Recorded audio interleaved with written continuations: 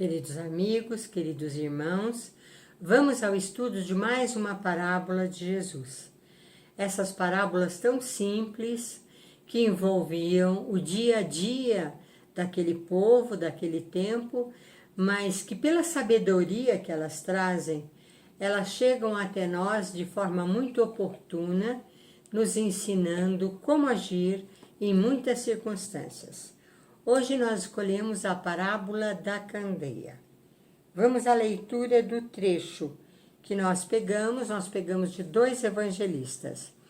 Ninguém, depois de acender uma candeia, a cobre com um vaso ou a põe debaixo de uma cama. Pelo contrário, coloca-a sobre o velador, a fim de que os que entram vejam a luz. Porque não há coisa oculta que não venha a ser manifesta, nem coisa secreta que se não haja de saber e vir à luz. Vede, pois, como ouvis, porque ao que tiver ser-lhe-á dado, e ao que não tiver, até aquilo que pensa ter ser-lhe-á tirado. Lucas, capítulo 8, versículos 16 a 18. E vem um outro trecho sobre o mesmo assunto de Marcos. E continuou Jesus: porventura vem a candeia para se pôr debaixo do módio ou debaixo da cama? Não é antes para se colocar no velador? Porque nada está oculto senão para ser manifesto, e nada foi escondido senão para ser divulgado. Se alguém tem ouvidos de ouvir, ouça. Também lhes disse: atentai no que ouvis. À medida de que usais, desta usarão convosco, e ainda se vos acrescentará. Pois ao que tem ser-lhe-á dado, e ao que não tem, até aquilo que pensa ter ser-lhe-á tirado. Marcos, capítulo 4, versículo 21 a 25. Veja bem, é uma abordagem muito clara, muito simples. Afinal, a luz é algo indispensável em todas as épocas, em todas as civilizações. Nós vemos que uma das maiores descobertas do homem foi o fogo. Há até uma mitologia sobre Prometeu, que ficou aprisionado numa rocha enquanto as aves lhe comiam o fígado, sendo castigado pelo fato de ter ensinado o homem o uso do fogo. O fogo, então, permitia que as pessoas iluminassem os ambientes onde estavam e que espantassem os animais quando viessem atacá-los, fosse de dia ou fosse de noite. Então, a luz, nós temos a luz solar, que é a luz diurna, indispensável à vida sobre a Terra. Sem o sol, nós não teríamos esse verdadeiro paraíso que se constitui o nosso planeta, que é a nossa escola terrena, onde os nossos espíritos evoluem através das múltiplas encarnações em diversas civilizações e através dos milênios. Então a evolução é bastante lenta e a conquista do fogo, a descoberta da luz, a descoberta do sal para poder conservar os alimentos é muito importante, tão importante que Jesus comparou os discípulos à luz, que os discípulos seriam a luz do mundo com os seus ensinamentos a respeito da doutrina de Jesus nos 3 anos em que ele esteve com eles e lhes ensinou a respeito da Boa Nova, do Evangelho e de todas as coisas relacionadas a esta doutrina tão fantástica, a esse Novo Testamento, que aborda todos os eventos relacionados ao ser humano, daquele mais simples e mais ínfimo, desde o nascimento, até os segredos da morte e de como ela se dá e o porquê dela e o que acontece com a alma antes de nascer e depois que parte com a morte do corpo físico. Então Jesus fala muito claramente que numa casa ninguém acende a candeia, que era através do fogo e do óleo, porque várias vezes ele falou sobre essa luz, falou sobre a candeia, nas bodas do noivo, nas virgens nécias que não haviam levado óleo para suas lâmpadas e depois não puderam entrar nas bodas. Então veja,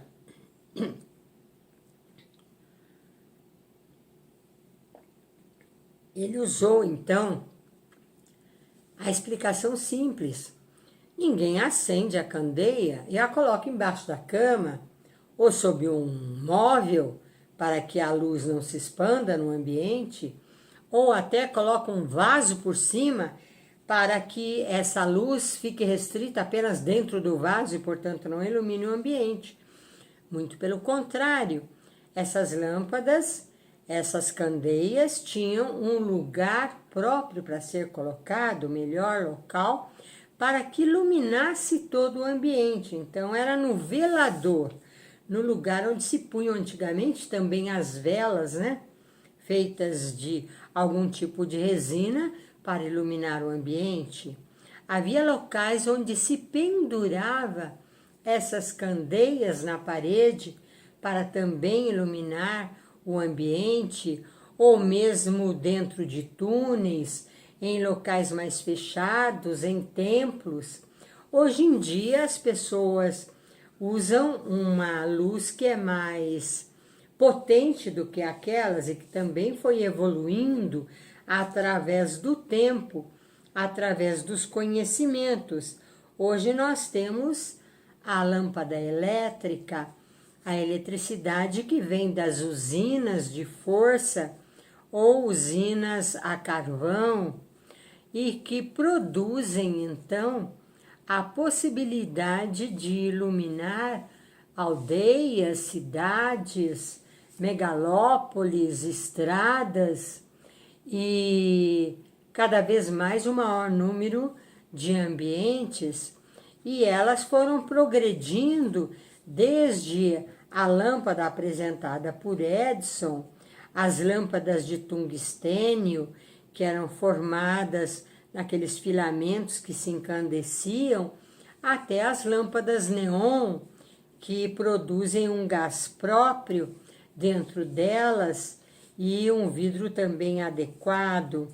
Então, essas possibilidades que o progresso nos trouxe não diminuem em nada o valor daquilo que Jesus explicou, que a luz deve iluminar o ambiente e qualquer pessoa que chegue, seja uma visita ou seja alguém que habite naquele lugar, se beneficiará grandemente da iluminação para caminhar, para trabalhar mesmo à noite, para arrumar o seu ambiente, para adequar o seu momento de repouso num local mais propício ao descanso do corpo físico, para se alimentar à noite, para verificar todas as coisas que precisa programar para o dia seguinte, a fim de adiantar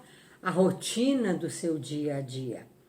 Hoje em dia nós pegamos as lanternas e através dessas lanternas, através de holofotes, podemos andar até mesmo dentro do mato.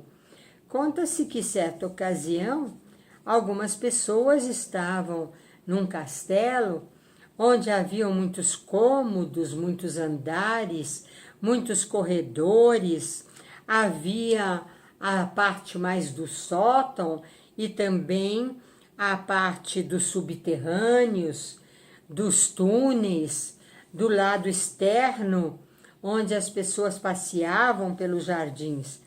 E de repente, toda a luz que iluminava esse castelo perdeu a sua validade de alguma forma e essas luzes se apagaram. E todo mundo começou então a trombar nos utensílios, nos móveis, nas árvores lá fora, a cair, a se machucar, a gritar, um chamar pelo nome de um companheiro que estava junto, a ver se ainda estava por perto, outro a pedir socorro e dizer que estava num ambiente mais fechado e não sabia como sair, não achava a porta, e formou-se, portanto, uma tremenda balbúrdia dentro daquele castelo. Até que uma pessoa pegou um fósforo, acendeu uma vela, colocou esta vela num aparador e saiu caminhando dentro do castelo. E todos aqueles que eram atraídos pela luz da vela caminhavam em sua direção e o seguiam a fim de saber exatamente onde estavam e o que estavam fazendo. E uma única vela serviu então para orientar todas as pessoas que estavam lá dentro e direcioná-las num ambiente mais amplo de uma sala, onde todos puderam ficar tranquilos e todos puderam então estar juntos de alguma forma. Eu, certa ocasião, acredito que foi na cidade de Londrina. Nós fomos muitas vezes a Londrina, nós temos amigos muito queridos nessa cidade e íamos fazer palestras, às vezes saíamos de lá fazendo palestras pela redondeza, ou pintura mediúnica, ou encontros, debates, reuniões de grupos, semanas espíritas. E até há pouco tempo nós tivemos com uma pessoa de Londrina que esteve num desses eventos e que veio a São Paulo e nós conversamos com ela. Fazia muito tempo que nós tínhamos estado junto com essa querida irmã. Então sempre a gente reencontra pessoas, né? E dessa vez nós estávamos pintando num colégio. Era um colégio muito amplo, né? E tinha um salão nobre que cabia mais ou menos umas 400 pessoas. E nós estávamos efetuando o trabalho de pintura mediúnica com a música colocada, naquela época ainda era em fita cassete, numa determinada sequência, e estávamos com alguns companheiros auxiliando na mesa, pendurando os papéis feitos em varais, colocando sobre cadeiras ou mesmo sobre mesas os quadros pintados, a fim de que as pessoas pudessem ver, né? E uma pessoa projetava também num telão tudo aquilo que estava sendo feito em detalhes, captando os movimentos das mãos nas telas, nos papéis, ou rolo de tinta, ou gizes, ou a tinta mesmo, para que as pessoas pudessem avaliar tudo aquilo que estava sendo feito. Quando foi, de repente, do nada, apagou-se a luz.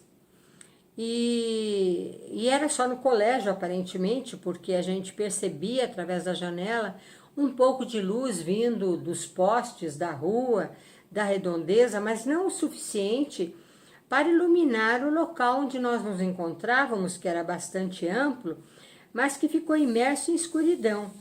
Mas algumas pessoas já tinham ou algumas lanterninhas de bolso, ou aqueles primeiros celulares, não sei se acendiam, e eu percebi que algumas pessoas, eu estando no ambiente, começaram a tentar projetar luz sobre a mesa para auxiliar os pintores a pintar.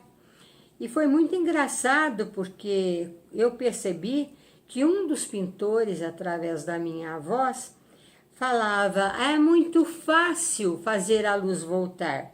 Procurem o zelador, porque ele recebeu algum dinheiro para desligar o relógio ou vão até o relógio e liguem-no de novo.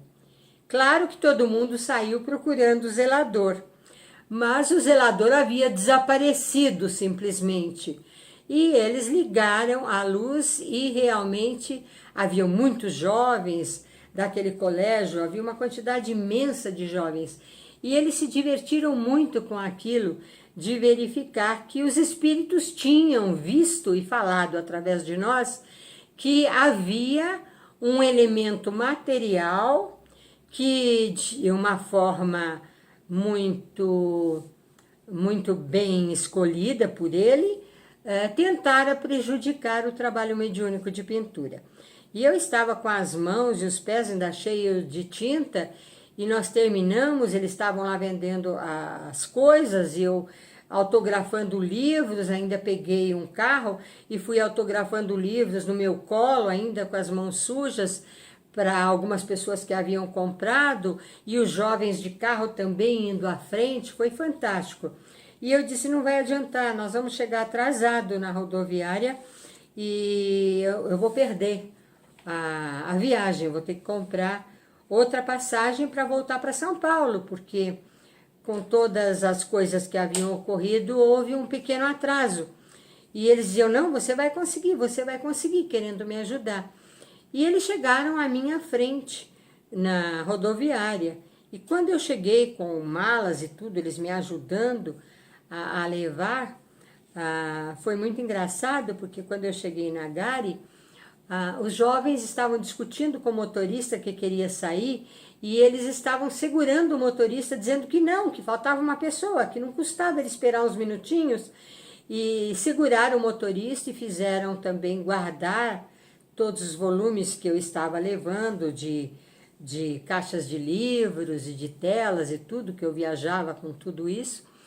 E com o auxílio desses jovens, eu não perdi aquele ônibus. Então, são coisas assim, muito fortuitas que acontecem em cada lugar onde nós vamos, né?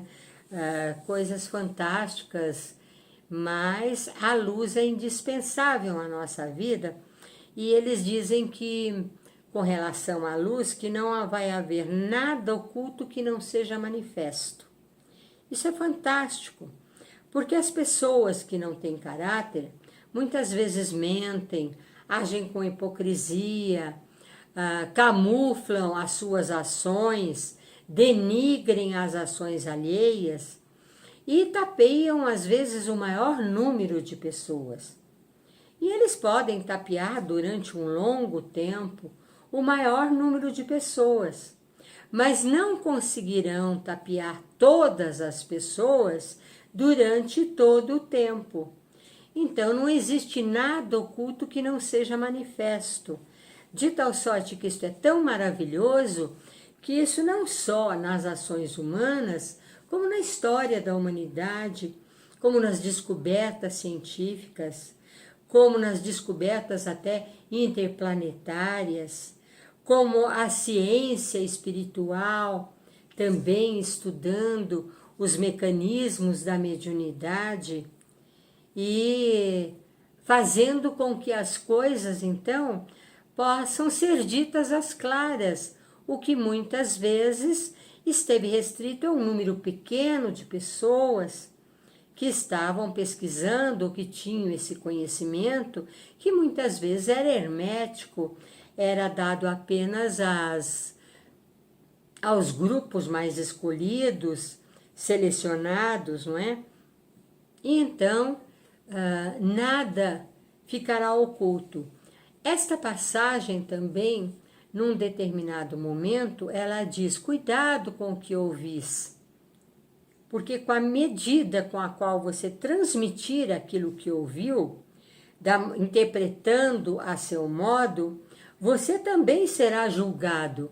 Se você fizer isso de uma forma criminosa, transferindo as informações ouvidas, deturpando-as, tirando-lhes a essência, ou até mesmo invertendo aquilo que você ouviu, você pagará muito caro por isso, porque será dado àquele que tem, ou seja, aquele que tem a luz do conhecimento, aquele que tem em si a luz espiritual do seu aperfeiçoamento, que já vivencia as lições de Jesus no seu dia a dia, que já vivencia tudo que é bom, tudo que é belo, tudo que é útil, através das suas atitudes